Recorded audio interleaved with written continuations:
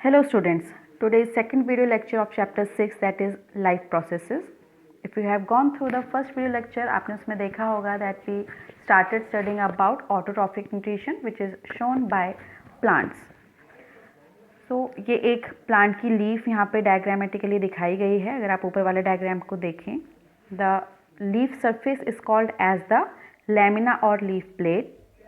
Middle में जो line होती है किसी भी लीफ में that is called as a midrib and इस मिडरिप में से अलग अलग लाइंस जो निकलती हैं उनको हम बोलते हैं वेन्स. इसे ग्रीन वाले डायग्राम में आप देखें एक जगह सर्कल करके दिया हुआ है. सो दो लाइंस एनसर्कल्ड हैं. इन दोनों लाइंस को एनलार्ज व्यू करके दिखाया गया है नीचे वाले डायग्राम में. सो ये दो लाइंस को आप कैसे समझ सकते हैं. ऊपर वाली लाइन जो है that is the upper epidermis. ठीक है, आप देख सकते हैं इस डायग्राम में लेबल है. एंड नीचे वाली लाइन जो है उसको हमने बोला है lower epidermis. So upper epidermis होती है, लोअर एपिडर्मिस होती है. Then there are some guard cells जो कि एपिडर्मिस में एम्बेडेड होते हैं. तो हमें इस चैप्टर में बेसिकली लीफ में जो गार्ड सेल्स होते हैं विच सराउंड टाइनी पोर्स, उन पोर्स का नाम होता है स्टोमेटा. इनके बारे में हमें इस चैप्टर में पढ़ना है. So let's move on to the next slide. So stomata या फिर स्टोमेटल पोर्स जो हैं या आपने जूनियर क्लास में आई एम श्योर पक्का पढ़े होंगे. तो ये एग्जैक्टली क्या होते हैं. So very few students know that single pore जो है उसको हम बोलते हैं स्टोमा, वाइल मैनी पोर्स, अगर बहुत सारे पोर्स हैं, numerous pores, they are called as stomata. So stomata जो आप पढ़ते हैं वो एक्चुअली प्लूरल होता है. Single pore is called as the stoma. Next after this is some students also think कि ये जो स्टोमेटा होते हैं केवल लीव्स में प्रेजेंट होते हैं, बट ऐसा नहीं है. Stomata are present in all the aerial parts of a plant. Aerial part का मतलब क्या है, सॉइल के ऊपर वाला जितना भी एरिया होता है प्लांट का उसको हम एरियल पार्ट कहते हैं. तो स्टोमेटा हर जगह प्रेजेंट होता है बट मैक्सिमम नंबर में ये पाया जाता है लीव्स में. Okay, so you may note it down that these are the tiny pores present on the aerial parts, especially surface of the leaves. Okay, now आप लोगों ने मोनोकॉट्स एंड डाइकॉट्स सुने होंगे 9th क्लास में. So please note it down that in case of dicot plants की जो leaves होती हैं उनमें स्टोमेटा लोअर एपिडर्मिस में ज़्यादा नंबर में प्रेजेंट होता है as compare to the upper epidermis. Okay, so next point here that you can see is that stomata are generally found more in lower epidermis of leaves of dicot plants. Okay, lower epidermis में ज़्यादा, upper epidermis में कम होते हैं. The reason behind this is that कि अगर आपको पता है कि सनलाइट अगर लीव्स पे पड़ रही है तो डायरेक्ट सनलाइट अगर पड़ेगी तो वो अपर एपिडर्मिस में ज़्यादा होगी. अपर एपिडर्मिस में अगर सनलाइट डायरेक्ट पड़ रही है तो उसकी वजह से क्या होगा कि वाटर लॉस ज़्यादा होगा प्लांट में से. सो प्लांट में से वाटर लॉस को मिनिमाइज करने के लिए क्या है कि डाइकॉट लीव्स की अपर एपिडर्मिस में बहुत कम स्टोमेटा प्रेजेंट हैं. तो कम स्टोमेटा प्रेजेंट होंगे तो वाटर लॉस कम होगा. So this is the reason that you can write here that in order to prevent excessive loss of water through transpiration, stomata in case of dicot plants are found more in number in lower epidermis.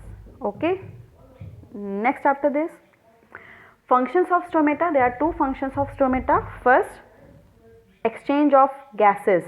Oxygen and carbon dioxide जो gases होती हैं इनका exchange होता है through stomata. And you may think of the reason कि जो exchange of gases है, इन gases की ज़रूरत कहाँ पड़ती है प्लांट्स को in order to perform photosynthesis as well as respiration. Not only for photosynthesis, respiration के लिए भी plants को gases की ज़रूरत होती है. And the second one is, the second function of stomata is transpiration, that is loss of water in the form of vapors. So these are the two functions of stomata that you must be already knowing. Now please note that exchange of gases occurs across the surface of stems, roots and leaves as well. ठीक है, हमें लगता है कि जो exchange of gases है वो केवल लीव्स में होता है बट ऐसा नहीं है. स्टेम्स एंड रूट्स होते हैं जो प्लांट्स के, उसके अक्रॉस भी exchange of gases takes place. So here are the two diagrams, जिसमें पहले डायग्राम में स्टोमा अभी थोड़ी देर पहले बताया था, टाइनी पोर्स होते हैं। तो स्टोमेटा जो है स्टोमेटल पोर्स हैं, इनको हमेशा a pair of guard cells enclose. Okay, so A वाला जो डायग्राम है ओपन स्टोमा का, उसमें आप देख सकते हैं गार्ड सेल्स की जो शेप है that is kidney bean shape. Kidney bean मतलब राजमा के शेप के आपको दिखाई दे रहे हैं, जबकि जो बी वाला डायग्राम है क्लोज स्टोमा, उसमें आप देख सकते हैं गार्ड सेल्स फ्लैट हैं, किडनी बीन शेप के नहीं हैं, वो फ्लैट हैं। सो जो स्टोमा होता है इसका ओपनिंग एंड क्लोजिंग, ठीक है, ओपनिंग एंड क्लोजिंग स्टोमेटा की कौन कंट्रोल करता है, कौन रेगुलेट करता है? Guard cells. सो ये गार्ड सेल्स कैसे इसको रेगुलेट करते हैं इसके बारे में हम पढ़ेंगे, बट बिफोर दैट इसमें इस डायग्राम में, ये एनसीईआरटी से लिया गया है ये डायग्राम, बट इसमें कुछ लेबलिंग मिसिंग है। So you may note down the labelling, और ये इसको ड्रॉ ज़रूर करेगा अपनी कॉपी में। इसमें आप देख सकते हैं जो गार्ड सेल के बाहर ग्रीन कलर के सेल्स हैं, गार्ड सेल्स के बाहर, ठीक है, इनको हम बोलते हैं एपिडर्मल सेल्स। एपिडर्मिस के सेल्स को हम बोलते हैं एपिडर्मल सेल्स, तो उसको आप लेबल कर सकते हैं। Then within guard cells आपको येलो कलर का दिखाई दे रहा है स्ट्रक्चर, तो हर गार्ड सेल के अंदर एक सिंगल येलो कलर का स्ट्रक्चर है, इसको हम बोलेंगे न्यूक्लियस। सो एक गार्ड सेल के अंदर एक न्यूक्लियस होता है, सो दो गार्ड सेल्स के अंदर दो न्यूक्लियस आपको दिख रहे हैं। Okay, while drawing this diagram please note कि जो गार्ड सेल्स की इनर लाइनिंग होती है जो स्टोमेटा को एनक्लोज करेगी, आपको दिख रहा है येलो एंड ब्लैक कलर का जो रीजन है, सो गार्ड सेल्स की जो इनर लाइनिंग होती है दैट इज थिकर, जो उसकी आउटर लाइनिंग होती है that is thinner. So guard cells को आप जब भी बनाएंगे ना, अपना डायग्राम जब भी बनाएंगे, तो गार्ड सेल्स की इनर लाइनिंग को, इनर वॉल को आप थिक बनाएंगे एंड आउटर वॉल को हमेशा थिन बनाएंगे। सो गार्ड सेल्स हैं, स्टोमेटल पोर है, ये तो है ही इसकी लेबलिंग में। अपार्ट फ्रॉम दैट क्लोरोप्लास्ट आपको दिख रहा है, गार्ड सेल के अंदर जो ग्रीन कलर के स्ट्रक्चर हैं वो क्लोरोप्लास्ट हैं, ठीक है। तो गार्ड सेल में क्लोरोप्लास्ट के बीच में जो येलो है that is the nucleus. So ये तो डायग्राम है ओपन एंड क्लोज स्टोमा का, but how exactly these guard cells regulate the opening and closure of stomata, that will be that you can see in this slide. So you may note down, the opening and closing of stomata is controlled by guard cells by change in turgor pressure. So here's the new term that you have seen, turgor pressure. So turgor pressure exactly हम बोलते किसको हैं? So turgor pressure होता है, the definition of this term is, this is a pressure exerted by stored water against cell membrane or cell wall. Cell membrane के आगे आप cell wall भी लिख सकते हैं। सो यू मे सी कि अगर मान लीजिए ये जैसे डायग्राम है, इसमें एपिडर्मल सेल से होते होते गार्ड सेल्स में अगर वाटर की एंट्री होती है, पहले आप ए वाला डायग्राम देखिएगा, एपिडर्मल सेल्स जो ग्रीन कलर के हैं उससे अगर गार्ड सेल्स के अंदर वाटर की एंट्री होती है तो गार्ड सेल्स स्वेल हो जाएंगे। ओके, लिक्विड कभी भी कहीं पे होता है तो जिस भी कंटेनर में या जिस भी स्ट्रक्चर के अंदर वाटर या कोई भी लिक्विड फॉर दैट मैटर अगर एनक्लोज होता है, तो जिस कंटेनर या जिस स्ट्रक्चर के अंदर वाटर या लिक्विड प्रेजेंट है वो उसकी वॉल्स पे, कंटेनर की वॉल्स पे प्रेशर एक्सर्ट करता है। ओके, तो this pressure is called as turgor pressure. तो वाटर जब गार्ड सेल्स के अंदर आता है, बीइंग अ लिक्विड, वो गार्ड सेल्स की चारों तरफ एक प्रेशर एक्सर्ट करता है जिसको हम क्या बोलते हैं? Turgor pressure. जितना ज़्यादा वाटर गार्ड सेल्स के अंदर एंट्री करेगा उतना ही टर्गर प्रेशर गार्ड सेल्स का इंक्रीज होता रहेगा। सो ए वाले डायग्राम में हम क्या देखते हैं? वाटर की एंट्री एपिडर्मल सेल से गार्ड सेल्स में होती है, because of which the turgor pressure increases. जितना ज़्यादा वाटर एंटर करेगा गार्ड सेल्स में उतना ज़्यादा टर्गर प्रेशर होगा। Now looking at the second diagram, इसमें क्या होता है कि वाटर का मूवमेंट होता है गार्ड सेल से एपिडर्मल सेल्स की तरफ। So when the water moves from guard cells to epidermal cells, धीरे धीरे वाटर लॉस होता है गार्ड सेल्स से, जिसकी वजह से गार्ड सेल्स पे टर्गर प्रेशर कम पड़ेगा। टर्गर प्रेशर अगर कम होगा तो उसकी शेप चेंज हो जाएगी, और शेप चेंज हो जाएगी तो हम कहेंगे कि उसका श्रिंकेज हो गया है। सो आप जो देख रहे हैं कि गार्ड सेल्स की shape open and close stoma में बिल्कुल अलग है। ए वाले में वो किडनी बीन शेप के होते हैं, बी वाले में वो फ्लैट सेल्स होते हैं. So this is all because of the entry and exit of water, and because of the entry and exit of water turgor pressure changes take place. तो यही हम पढ़ रहे थे इसमें. सो आपने ये लिख लिया, ये लिख लिया. Now coming on to the next thing, that is ये जो अभी हमने ब्लू में देख रहे हैं ना, आप इसको ए वाला डायग्राम है उसके नीचे लिखिएगा. सो ए वाले डायग्राम के नीचे लिखिए कि टर्गर प्रेशर हाई होता है. क्यों होगा हाई? वाटर की एंट्री की वजह से गार्ड सेल्स में. सो गार्ड सेल्स स्वेल हो जाते हैं, and if they swell stomatal pore opens. Fine. जो अब हम लिख रहे हैं दैट इज बी. बी वाले के नीचे आप क्या लिखेंगे? That if the turgor pressure is low, guard cells shrink करेंगे, and if the guard cells shrink stomatal pore close हो जाएंगे. सो लेफ्ट वाला आप लिखेंगे ए वाले के नीचे, राइट वाला लिखेंगे आप बी वाले के नीचे. ओके. सो ये आपको ऑलरेडी बता दिया है that guard cells have uneven thickening in cell wall. Inner layer thick होती है, आउटर लेयर इसमें थिन होती है. ओके. सो ये है एक स्लाइड. जैसे आप किसी ने कभी भी अगर आप लैब में स्लाइड बनाएंगे तो आप देखेंगे लोअर एपिडर्मिस निकालते हैं हम किसी भी लीफ में से. उस लोअर एपिडर्मिस निकाल के लीफ में से हम उसको स्टेन करते हैं. ठीक है, स्टेनिंग करते हैं. तो स्टेनिंग करके जब आप उसको माइक्रोस्कोप के थ्रू देखते हैं, so this is how a typical stomata looks like. तो इसमें बहुत सारे दिख रहे हैं आपको गार्ड सेल्स हैं, उनके बीच में जो पोर्स हैं वो हैं स्टोमेटा. तो दिखने में स्टोमेटा माइक्रोस्कोप के अंदर अगर आप देखेंगे, so these will look like these. The appearance of the stomata is like this. Okay. So I hope this slide is clear to you. Okay. Now coming on to activity 6.1. This is a very very important activity of this chapter. Out of all the activities, this one is the most important. And इसका aim अगर आप देखें, the aim is to demonstrate that chlorophyll is necessary for photosynthesis. Now अगर आपको याद है video lecture 1 में हमने देखा था कि फोटोसिंथेसिस की इक्वेशन अगर आप देखें तो उसमें 4 चीज़ें ज़रूरी होती हैं. 2 तो हैं reactants CO2 and H2O, and 2 होती हैं reaction condition that is sunlight and chlorophyll. So in total 4 चीज़ें ज़रूरी है फोटोसिंथेसिस के लिए. First one is CO2, second one is H2O, third one is sunlight, and fourth one is chlorophyll. ठीक है. तो उसमें से this activity is to demonstrate that chlorophyll is necessary for photosynthesis. Okay. Now procedure हम अभी पढ़ेंगे. या one more thing before this, कि कभी भी एग्जाम्स में ऐसा नहीं आएगा कि मटेरियल्स रिक्वायर्ड क्या हैं या फिर उसके आपको कुछ भी प्रोसीजर पूरा का पूरा कभी नहीं पूछा जाएगा. So I have not included materials required here. Simply aim लिखा है एंड देन प्रोसीजर लिखेंगे. But before that few terms that will be used in the procedure.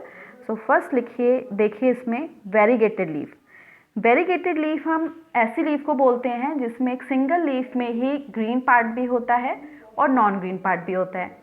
Green part is because of the presence of chlorophyll, non-green part is because of the absence of chlorophyll. Okay? So अगर pigment नहीं है chlorophyll, उसमें कोई सा भी pigment नहीं है, the leaf is yellow in color. Okay? अगर chlorophyll है तो green होगा, अगर chlorophyll नहीं है तो yellow होगा. So such leaf is called as a variegated leaf. So definition क्या है इसकी? A leaf which has both green and non-green parts. For example, leaves of money plant. Money plant आप सबने देखा है, I'm sure. एंड दूसरा example इसका croton. तो क्रोटॉन आप सबने देखा है, लेकिन आपको काफ़ी लोगों को नहीं पता कि क्रोटॉन क्या होता है. सो क्रोटॉन इज दिस. ठीक है, ऐसी लीव्स आपने देखी होंगी. So this plant is the croton. तो इसमें आप देख सकते हैं ग्रीन पार्ट भी दिख रहा है आपको, नॉन ग्रीन या फिर येलो पार्ट भी दिख रहा है. ओके. तो ये लीफ इस एक्सपेरिमेंट में यूज़ होगी इस वाली एक्टिविटी में. Next term that you should know is destarching. Destarching क्या होता है? The process in which the starch reserve of a plant is used up for performing the metabolic activities. तो ये क्या चीज़ होती है कि फर्स्ट वीडियो लेक्चर में हमने पढ़ा था कि जो प्लांट होता है it prepares food in form of glucose, but it stores food in form of starch. Food prepare करेगा ग्लूकोज की फॉर्म में, बट फूड को रिजर्व करेगा in the form of starch. तो होता क्या है कि अगर मान लीजिए किसी प्लांट में फोटोसिंथेसिस नहीं हो रहा, तो अपना जो रिजर्व फूड है वो in the form of starch, उसको वो कंज्यूम करना स्टार्ट करेगा. तो धीरे धीरे क्या होगा कि स्टार्च रिजर्व स्लोली वो यूज्ड अप हो जाएगा एंड अल्टीमेटली ख़त्म हो जाएगा। So this is what we call destarching, जिसमें स्टार्च रिजर्व प्लांट का धीरे धीरे कंज्यूम होता रहता है। Third after this is starch test. ये आप में से काफ़ी स्टूडेंट्स ने किया भी होगा, जिसमें कि हम आयोडीन सॉल्यूशन को यूज़ करते हैं to detect the presence of a starch. So if we have two chemicals A and B, A में अगर आपने आयोडीन सॉल्यूशन डाला and it turns blue black, it shows the presence of starch. B chemical है, उसमें अगर आपने iodine solution डाला and it does not turn blue black, that means it lacks the starch. So blue black color indicates the presence of starch in any substance. And the last term here is bleaching. Bleaching का मतलब होता है bleaching of leaf.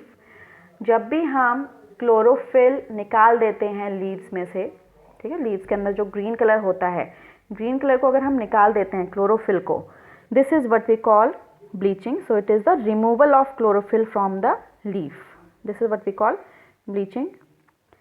सो ये कुछ terms थी जो कि आप प्लीज़ इसको याद कर लीजिएगा before studying about the procedure that is in the next slide. Please remember this terms. So procedure क्या है इसको वन बाय वन लिखिएगा, ये फ्लो चार्ट की फॉर्म में है। First one is that we will take a potted plant with variegated leaves. अभी हमने पढ़ा था वेरीगेटेड लीव्स। हम ऐसा प्लांट लेंगे जो कि पॉट में होगा एंड इस प्लांट में वेरीगेटेड लीव्स होंगी, that means green and yellow regions होंगे इस लीफ में। फिर हम क्या करेंगे, इस प्लांट को हम डार्क रूम में रखेंगे फॉर 3 डेज। 3 डेज के लिए हम डार्क रूम में रख रहे हैं, इससे आपको समझ में आ गया होगा। डार्क रूम में रखने का मतलब है उसमें फोटोसिंथेसिस नहीं होगी, एंड फोटोसिंथेसिस नहीं होगी तो अपना जो भी स्टार्च है, रिजर्व स्टार्च, उसको वो कंज्यूम करना स्टार्ट करेगा। So we will keep the plant in dark room for 3 days for de-starching. Okay? फिर 3 डेज के बाद हम इस प्लांट को दोबारा से बाहर लेके आएंगे सनलाइट में एंड 6 आवर्स तक इसको रखेंगे, जिससे कि सनलाइट क्यों दे रहे हैं, जिससे कि इसमें फोटोसिंथेसिस हो एंड दोबारा से स्टार्च बने।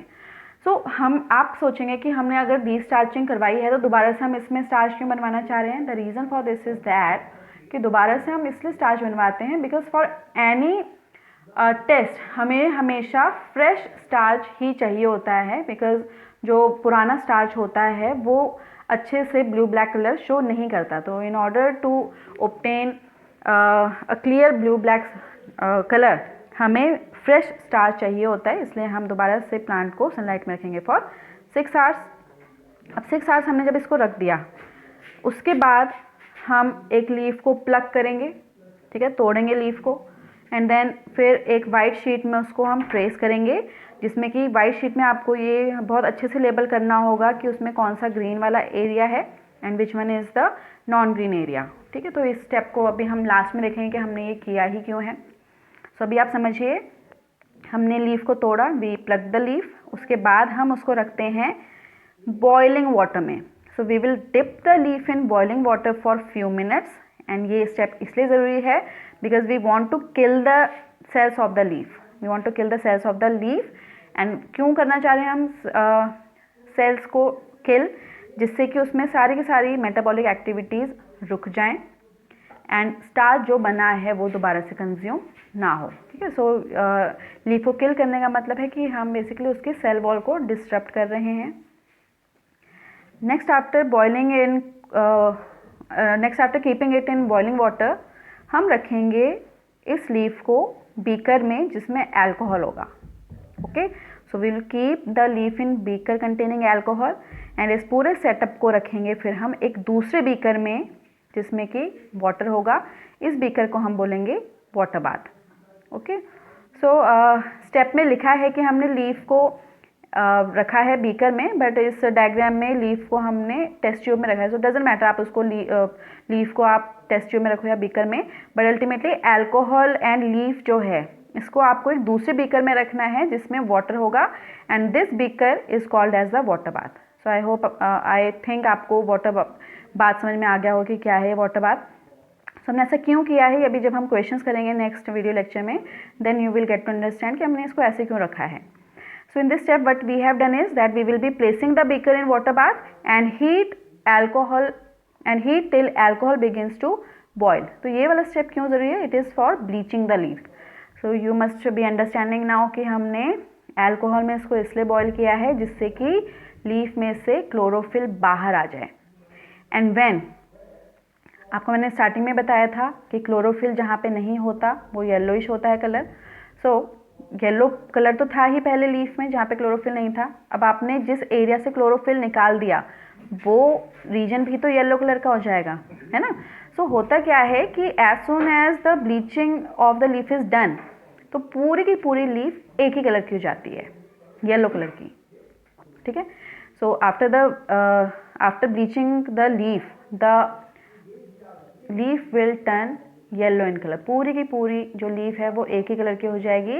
And now you will not be able to distinguish कि कहाँ पे ग्रीन कलर था और कहाँ पे येलो कलर था. ठीक है. Okay, next after this is कि जो आपने ब्लीच करी लीफ, इसको आपको दोबारा से वाटर में रखना है फॉर फ्यू मिनट्स. ठीक है. अल्कोहल से पहले भी वाटर में, अल्कोहल के बाद में भी वाटर में. This step is important because कि हमें लीफ को सॉफ्ट बनाना है, या फिर फ्लैक्सिड बोलते हैं इसको. We want to make it flaccid और सॉफ्ट. ये स्टेप क्यों ज़रूरी है? बिकॉज यू नो, जैसे आजकल आप सैनिटाइजर्स यूज़ करते हैं तो अल्कोहल बेस्ड होते हैं sanitizers. When you rub the sanitizer in your hand, तो आप देखते हैं कि हमारा हैंड्स जो हैं कितने रफ हो जाते हैं. बट इस वाली एक्टिविटी में तो आपने पूरी लीफ को अल्कोहल में डाल के बॉयल किया है. सो यू मस्ट अंडरस्टैंड कि कैसे हो जाती होगी बिल्कुल लीफ हार्ड एंड ब्रिटल जब भी आप उसको अल्कोहल में बॉयल करते हैं.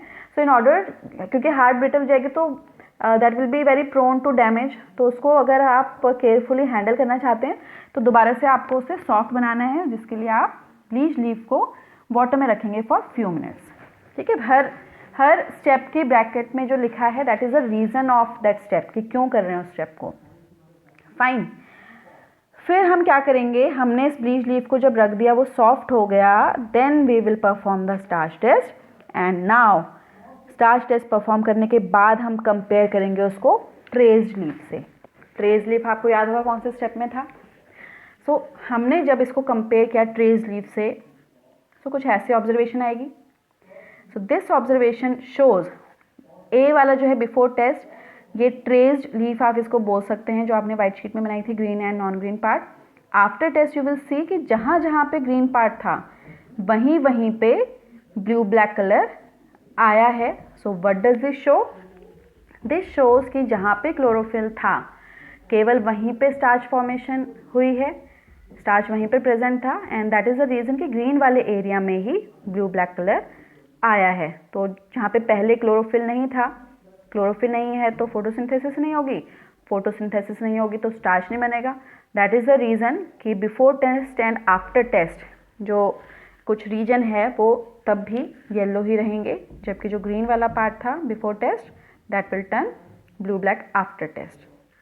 सो प्लीज़ रिमेंबर कि bleaching when we have done the bleaching of leaf, तो उसमें क्लोरोफिल बाहर आता है but starch does not come out. Starch वहीं पे रहता है. That is why this blue black colour has been observed in the leaf जहाँ पे कि ग्रीन कलर था. So this is how by doing this activity we come to know that chlorophyll is necessary for photosynthesis. I hope the activity is clear to you. इस activity पे based कुछ questions हैं that will be covering in the next session, but I request you all that before watching the next video lecture you must go through this video lecture. Especially ये जो activity है इसको please एक बार thoroughly पढ़ लें. आप इसको अच्छे से याद करने, मतलब आपको देख के नहीं, आपको अच्छे से याद होनी चाहिए, तभी आप जो भी क्वेश्चंस होंगे उनके आंसर्स इजीली खुद पता कर पाएंगे. So that's all for today. So thank you.